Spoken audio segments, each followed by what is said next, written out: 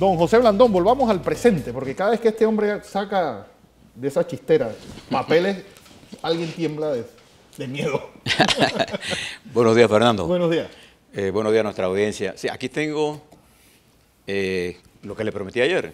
Tengo el fallo del juzgado 15º del circuito de lo penal y del primer circuito judicial de Panamá. Le hablo ahora sobre esto y por qué es importante que le demos atención a esto. Pero hablando de Jacqueline Kennedy, me decían en una conversación ¿se acuerda que en la guerra contra Noriega nosotros hicimos muy buenos amigos, entre ellos los Kennedy? Los Kennedy, sí.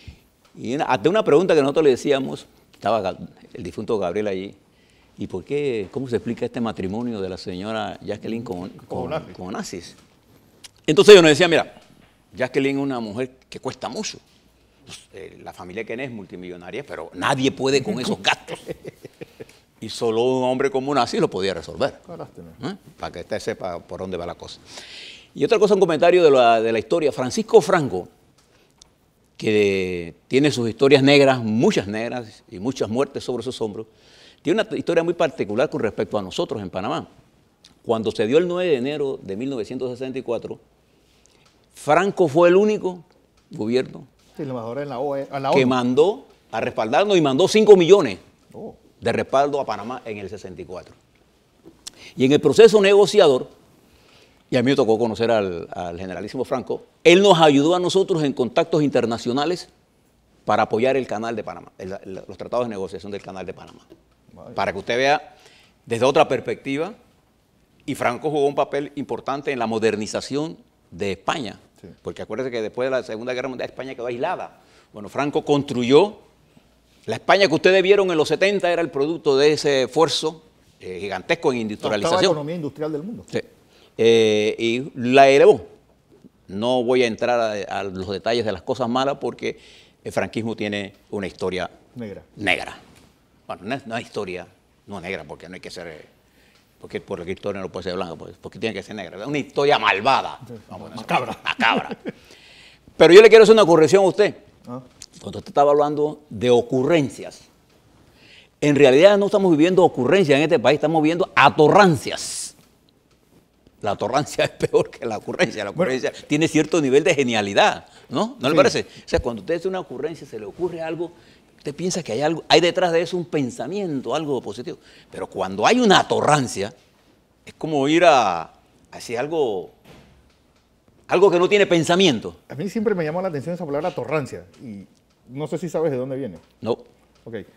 Cuando se estaba modernizando Buenos Aires, las tuberías, le tocó un francés que se llamaba Alphonse Torrent. Y todas las tuberías tenían A. Torrante. Y como la gente del interior no tenía dónde vivir, se metió en las tuberías esas a vivir. Y ahí le pusieron el nombre de A. Torrantes por el Alphonse Torrent. Bueno, la atorrancia es eso. Eso. Un hueco ahí. Ahí vienen esos atorrantes. Entonces, usted nunca se le ocurre explicarse atorrancia. Igual que no cometa el error de tratar de explicar situaciones irracionales con análisis racionales. Eso no es. Y ahora que usted presentó el cubo ese. El cubo Rubik. Dice Lupe que ella odia eso porque nunca lo pudo hacer. Lo pudo hacer. Acá no es tan fácil. Bueno, vamos a lo que venimos. Primero quiero recordar que quiero decirle que ayer tuve la experiencia, muy buena experiencia con mi nieto, que lo llevé a Gatoncillo.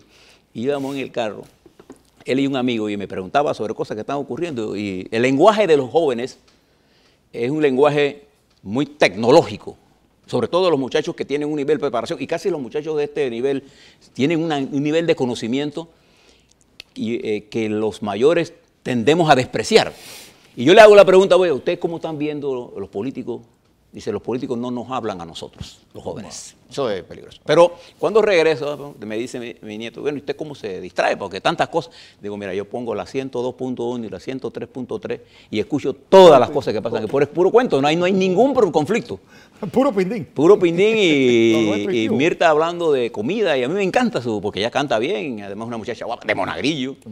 Y por allá está la Zambita, allá en la 101. Yo me divierto con ellos y sé que cuando vengo allá a la ciudad, pongo y llegando el asesinato.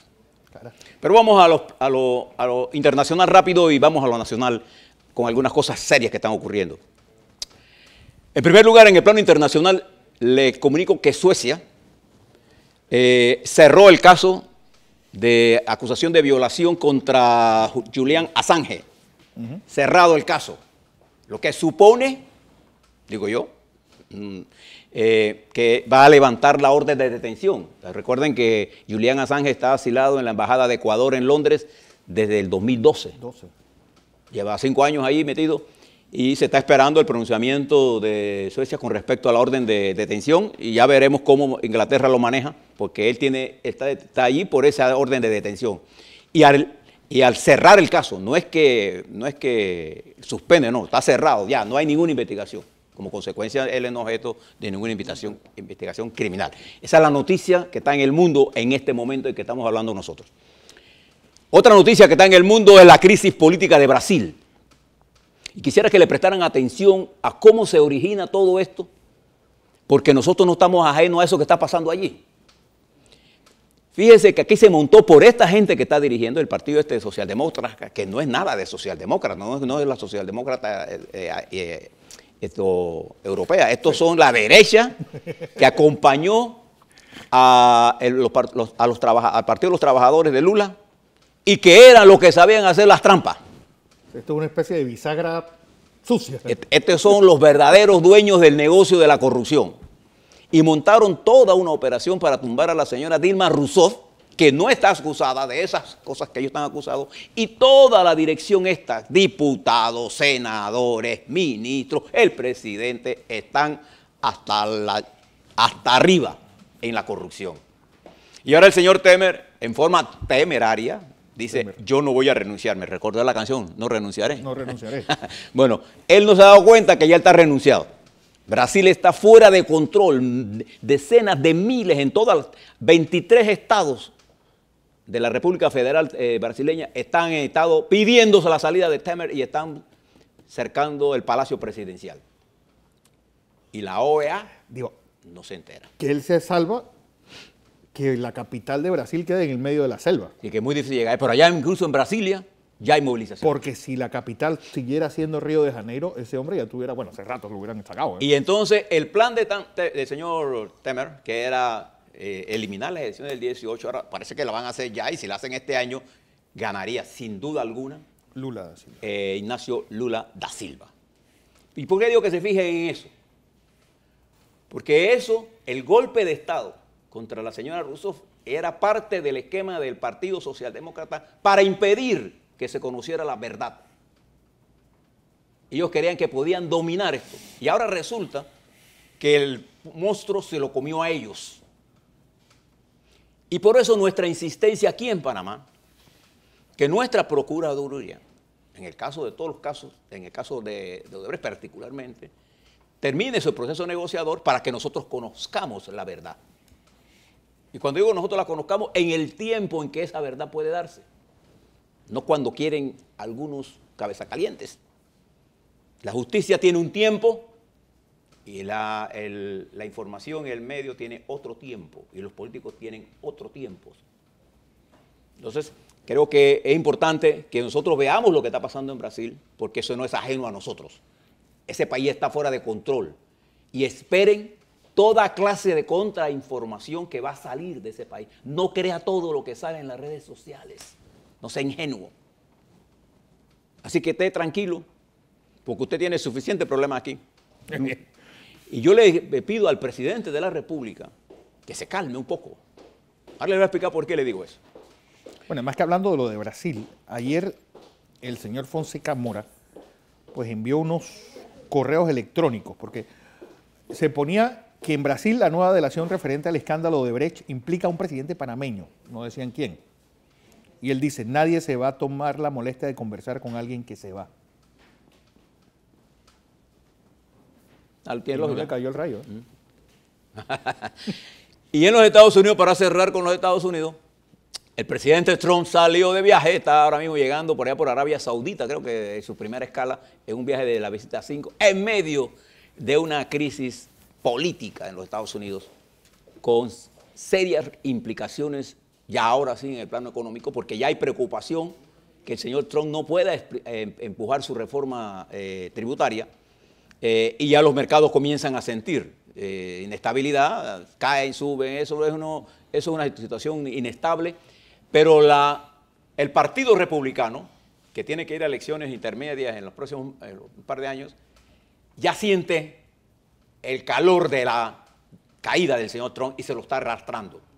Y es probable que en una elección intermedia pierdan tanto la Cámara de Representantes, que se elige toda, o un tercio de los senadores y pierdan las dos cámaras. Entonces, sí se formó el pandemonio. De manera que el señor Trump sigue atrapado en una situación en la que él no ha sabido cómo manejar por su inexperiencia.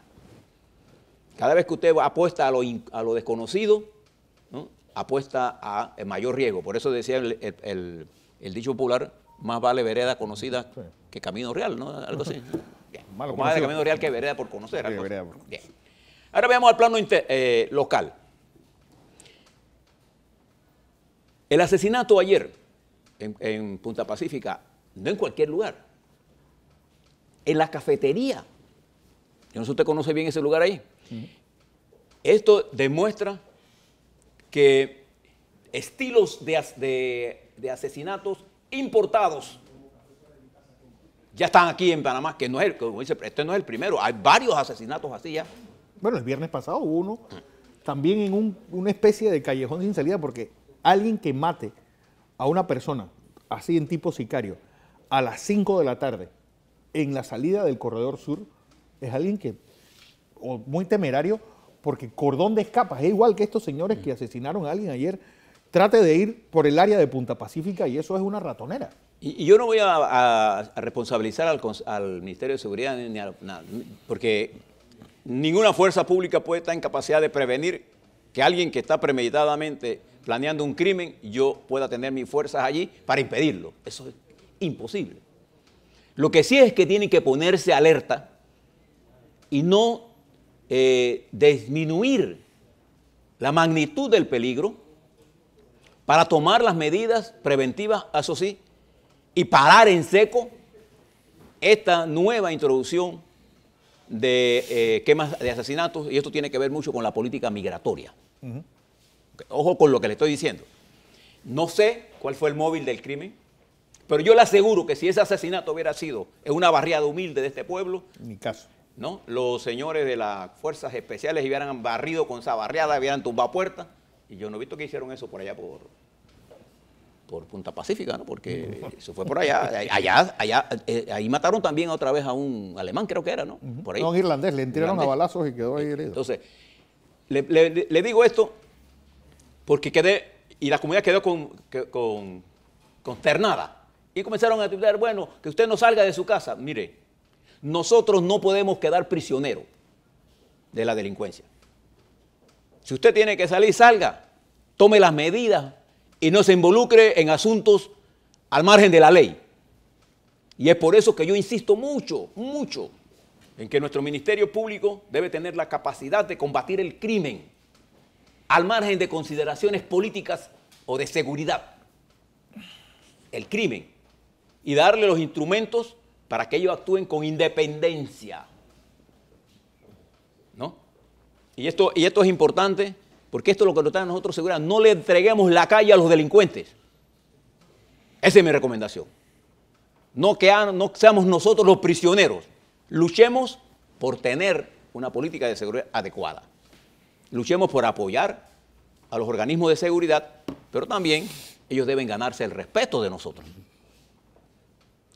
Y hablo del respeto, señor presidente, porque creo que usted tiene una mala interpretación de cómo el país juzga lo que pasó con el jefe de seguridad en aquella famosa operación, que no me consta si se fue estética o no, pero que ustedes, ellos, dieron el mensaje de que se trataba de un infarto. Sí. ¿Se acuerdan? Aquí lo digo, que había un infarto y resulta que no era ningún infarto, parece. La gente rechaza eso porque lo nota como un exceso de abuso del poder. Piensen nada más, los asegurados. O sea, la reacción no es responsabilidad de los medios, es de la gente. Los medios son la correa de transmisión de ese disgusto. Y hubiera sido más fácil más barato, más efectivo, anunciar, hombre, nos equivocamos, vamos a revolver el dinero y pedimos excusa. Ya. Y se murió. Pero no, insistimos en el error. Y yo no entro a la discusión porque yo sé que el señor López tiene un problema de salud, pero él también debió poner de su manto. Y después se monta en eso el señor Weaver con otra operación. Y fíjese la respuesta del gobierno, del presidente, que todos los que tengan operación que se vayan a un hotel porque le vamos a hacer una operación. No, eso yo lo tomé como una burla, en realidad. Yo no sé si el presidente se dio cuenta que la gente piensa que se está burlando. Y eso sí es peligroso, señor presidente. En primer lugar, porque usted no tiene la autoridad constitucional para disponer de los fondos de la Caja del Seguro Social. Los dueños de la Caja del Seguro Social somos nosotros, los asegurados, no usted. Y la Caja del Seguro Social tiene autonomía financiera, entonces puso en dificultades a un director que usted acaba de nombrar, que no tiene la capacidad, porque los fondos de la Caja del Seguro Social están comprometidos y nadie puede comprometer los fondos de una institución si no están en el presupuesto. Ya. Entonces hay elementos sencillos. Yo entiendo su disgusto. Es más, me solidarizo con el disgusto que usted tiene. Lo que no creo que sea, esa es una respuesta demagógica, que la gente lo interpreta como una burla. Y si no se lo han dicho, el día de ayer le pasaron una serie de incidentes que si a mí me hubieran pasado, yo me hubiera retirado a mediodía para mi casa. Me siento, pido un vino y no salgo más en todo el día. Porque es cuando hay días en que uno está de mala suerte, pues. Que se va a una escuela, no le prestan atención, y entonces queda el presidente y comienza los medios a atacar al presidente. Y yo sentí solidaridad con él porque me molesta, porque la destrucción del poder institucional crea el caos. Y yo quiero un poder malo, pero con poder que el caos. En el caos morimos todos. Entonces, señor presidente, usted tiene que controlar la tensión y no caer en este juego de que nos vamos a un hotel y ahora, bueno, ahora comienza todo el mundo a decir, bueno, ¿y quién se va a operar de qué cosa? Pues yo, si me quiero operar la nariz, ¿yo soy candidato o qué? No, además que queda también la incertidumbre que si yo estuviera planificando cualquier tipo de operación, digo, bueno, no la hago hasta que pagarla mejor que la hago gratis. Entonces, que la presidencia va a pagar en los hoteles, ¿cuántas cirugías? Yo pienso que esto, primero que el problema de la mora quirúrgica es como, por ejemplo, la canasta básica. La mora quirúrgica siempre va a existir. ¿Usted se acuerda cuando usted dio la orden de que todos nos vacunáramos? Y que había que vacunar a toda la población y se compraron urgentemente 2 millones de vacunas. Ahí se perdieron un montón, 100.000, no sé cuántas cientos, que no se usaron. Además, no todo el mundo se tiene que vacunar. Alguien le tiene que decir al presidente que en las normas de sanidad mundial, en el caso de esta vacuna, se vacunan simplemente a la población vulnerable. ¿Y quiénes son la población vulnerable? Hombre, la gente, los niños de 6 meses para adelante, porque en 6 meses, los niños de 0 a 6 meses tienen la inmunidad que le da su madre. Y después de eso, hasta los 6 años, los niños se vacunan y los adultos mayores y los que tengan enfermedad crónica, punto. Eso es como 500.000 de vacunas. ¿Pero para qué tenemos que comprar 2 millones y vacunar a la gente que no se tiene que vacunar? Porque se le ocurre. El presidente no es epidemiólogo. El presidente no es médico, el presidente es el presidente de la República con un plan de gobierno. Deje que los epidemiólogos, que el Ministerio de Salud defina la política de salud, hombre. Siempre va a haber moras quirúrgicas aquí en la Luna, en Estados Unidos, en todos lados. Entonces no podemos caer en medidas demagógicas poniendo en peligro la estabilidad de la caja. Recuerde, presidente, la Caja del Seguro Social es una institución cuyo peso financiero es tan importante que meter la mano allí para hacer ñamerías significa afectar el grado de inversión del país. La Caja de Seguro Social es una empresa de 4.000 millones de dólares. Hay que ser cuidadoso, por eso yo digo que eso no es ocurrencia, eso son atorrancias. Nosotros en el gobierno militar cometimos graves errores en la Caja del Seguro Social, comenzamos a dar jubilaciones a gente que no las merecía y lo que hicimos fue poner en peligro el programa de invalidez, vejez y muerte. Se lo pongo para que usted vea que la autocrítica me lleva a mí a tener la autoridad para decirle a usted que esto que usted está haciendo es incorrecto. Además, no tiene ningún amparo legal y siempre va a haber moras quirúrgicas. ¿Sabe lo que está en Panamá ahora mismo en el sector salud? Está en crisis el modelo de atención de salud pública. Todos esos diálogos que usted ha hecho, todos esos incrementos de salario, no ha producido ninguna reforma ni va a producir reforma porque no se han hecho las reformas. Es el modelo de atención lo que está en crisis. Y esa es la reforma más importante con la de salud pública, perdón, con la de educación, que tenemos que hacer igual que la de la justicia. Le dejo hasta ahí. Respire profundo. Tómese un tranquilo. Váyase para allá para la playa, tranquilo. Usted tiene derecho a tranquilizarse. Mire la cámara aquí. Voy al tema que el Contralor no le gusta. Esto que ustedes ven aquí, se lo prometí ayer. Este documento es el fallo del juez 15º. Señor Contralor, aquí está. ¿Qué dice el juez 15º? No José Blandón Castillo. No es José Blandón Castillo. ¿Qué dice el juez?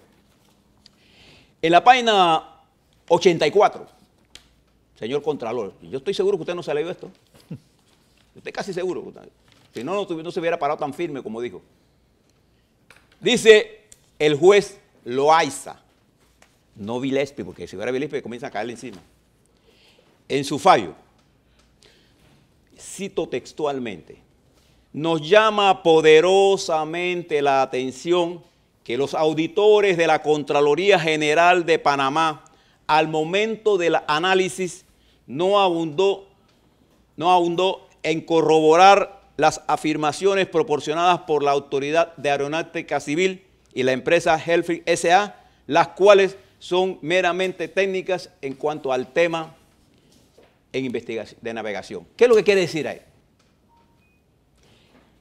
Que la Contraloría, en este caso, de los helicópteros del MIDES, utilizó como criterio básico para establecer que había un problema la bitácora de Aeronáutica Civil.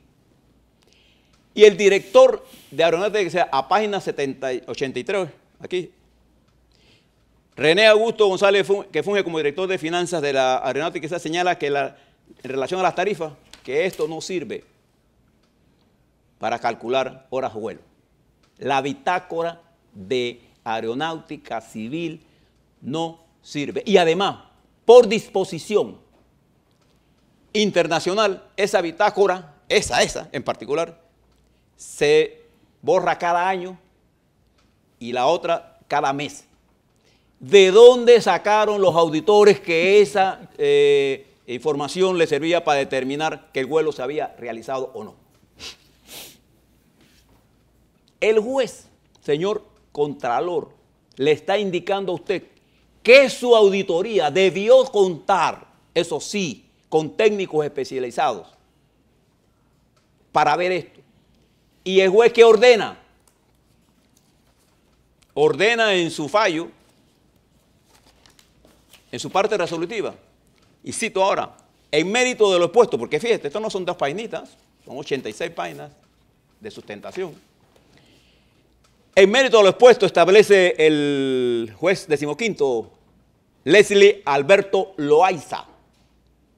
En mérito de lo expuesto, quien suscribe, juez 15º del Circuito Penal del Primer Circuito Judicial de Panamá, administrando justicia, en nombre de la República y por autoridad de la ley, admite el incidente interpuesto por el licenciado Gilberto León y revoca la providencia de indagatoria a Fotis Liberopoulos, visible a folios 2410, 2429, tomo 4, en atención a lo expuesto en la parte motiva de la presente resolución y perdón, de los preceptos legales. Es decir, mata el caso. Esto obliga la Fiscalía, que debió mirar eso porque ellos saben lo que yo estoy diciendo, apela. Apela. Y esto es cierto en este caso y en otros casos que tienen que ver con helicópteros. ¿De dónde nació toda esta teoría de que había sobrecostos? Es una declaración que el señor Guardia realiza al principio de este gobierno cuando es interrogado primero por el señor López. Y él elabora toda una teoría de un crimen. Y él dice que en el caso de los helicópteros se hacían vuelos que no se cobraban, que no se hacían, costos que no se, horas de vuelos que no se daban, etc. Y sobre esa premisa falsa que él dijo, se levanta este expediente, pero en el expediente, no fuera del expediente, no en Next, no en mi casa, en el expediente están los documentos que prueban que la auditoría, señor Contralor, en el caso de los helicópteros, no tiene ningún valor probatorio. De nada. Al contrario, se establece que los vuelos sí se realizaron. Entonces, ¿dónde está la lesión patrimonial? Ahora vienen con la tesis, es que había unas horas, porque la única forma de saber que los vuelos se realizaron o no es revisando la bitácora de los helicópteros. Pero eso no lo hicieron la gente de sus auditorios porque ellos no vieron la parte técnica, no la entendían. Fíjese que cuando yo leí el informe de aeronáutica, yo no lo entendí, me fui a pilotos y yo he estudiado esto al detalle. Les cuento más porque yo hice un análisis de todas estas auditorías. Y fui a miembros de auditoría forense de la Contraloría, a exdirectores jurídicos de la Contraloría, a expertos en helicópteros para ver este tema. Señor director, aquí no hay ningún caso en esta auditoría. Y esto es lo que pone presión a las fiscalías porque la joya de la corona de un proceso de malversación de fondos o de peculado es la auditoría. Esa es la prueba, el diamante de la prueba. Y si el diamante no existe, es de barro, no hay diamante entonces, no hay prueba. Entonces ponen a los fiscales a hacer maromas. La fiscal que ve este caso, ante este pronunciamiento del juez, lo apela, perdiendo el tiempo. Entonces, y fíjense que en el otro caso, el de las auditorías, porque estas sí fueron auditorías hechas, en el caso de lo que él llama sobrecostos, que aparece en las 5 que yo les analizaba ayer, allí no hay auditoría. Allí hay un informe de un llamado perito que de una forma muy subjetiva llega a conclusiones que después los auditores toman como buenas. ¿Hasta dónde hemos llegado? Pero hay algo más que se me olvidó decir ayer. Yo no he escuchado al jefe de la CAPAC, ¿cómo se llama? ¿El secretario general? ¿Cómo se llama? El presidente de la CAPAC, que dicho sea paso, que es un tremendo ingeniero, y que fue viceministro del gobierno anterior y que sabe que lo que yo estoy diciendo es cierto. Yo no lo he escuchado expresarse y sería bueno, señor ingeniero Iván de Casa, usted que es un hombre que tiene conocimiento, ¿no? ¿Sí? Que sabe esto, dé una alerta porque esto le hace daño al sistema, a la construcción, uno de los motores de nuestra economía. El silencio suyo me preocupa porque usted fue viceministro de estas obras en las que no hay en el precio nada extraño ni fuera de la ley, o sea, en el precio de referencia.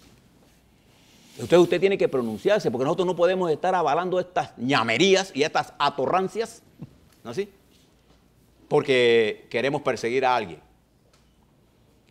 La otra semana le voy a presentar en televisión los cuadros que he hecho sobre todo esto, para que ustedes vean mi preocupación de un ciudadano humilde que hace un estudio de lo que las auditorías forenses que sí se hicieron, que no cumplen con lo que es una auditoría forense y los errores garrafales que están incluidos, porque sobre esas auditorías se han tomado medidas de detención, se han aprendido cuentas e informe ilegal. Señor Contralor, señores auditores, miren lo que están haciendo. Todo dentro de la ley, nada fuera de la ley.